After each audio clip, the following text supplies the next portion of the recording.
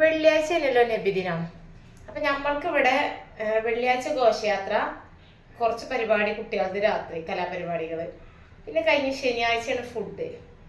അപ്പൊ വെള്ളിയാഴ്ച തിരുവോണേനി, ശനിയാഴ്ച ആണെങ്കിൽ ഓണം, മൂന്നാമത്തെ ഓണമാണ്.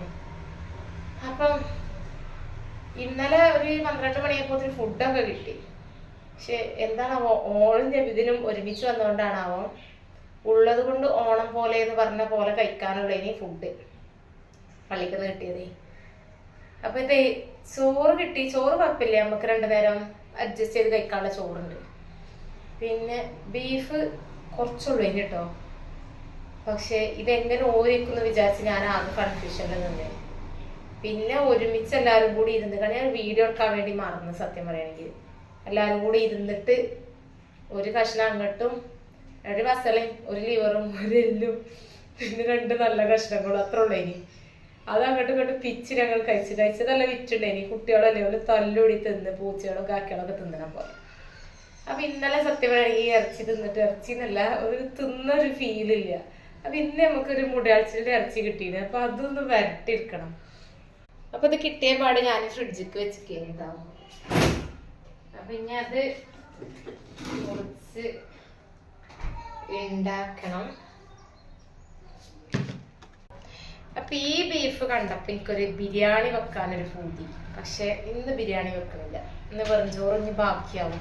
പിന്നെ അതുമല്ല, ഇന്നലെ തന്നെ പള്ളിക്കത്തെ ഇറച്ചി തികയാത്തോണ്ട് രാത്രി പിന്നെ ഞാൻ സാമ്പാർ, തലേ ദിവസം ചേച്ചി കൊടുന്ന സാമ്പാറുണ്ടെങ്കിൽ അതും കൂട്ടി ഞങ്ങൾ ചോറുന്നത്.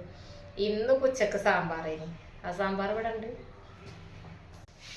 അപ്പളേ വർത്താനത്തിന്റെ ഇടയിൽ വെള്ളം മുക്കി കൊണ്ടുവരാൻ വേണ്ടി പോയിട്ടുണ്ടായിട്ടോ. അപ്പൊ വെള്ളം കൊണ്ടുവന്ന് വെച്ചു. വെള്ളം നമുക്ക് ഇവിടെ കോയിലത്തെ വെള്ളം ആയതുകൊണ്ട് അത് നമ്മൾ കുടിക്കലില്ല, കുടിക്കാനും ഫുഡ് ഉണ്ടാക്കാനും യൂസ് ചെയ്യലില്ല. അത് താഴെ ഒരു വീട്ടിൽ നിന്ന് കൊണ്ടുവരലാണ്. ഇനി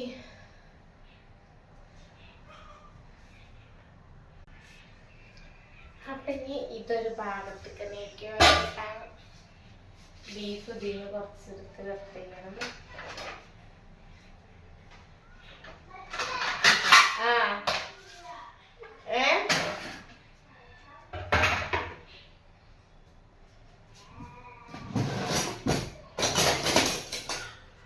അപ്പൊ ഇപ്രാവശ്യത്തെ നബിദിനം ഉള്ളത് ഓണം പോലെ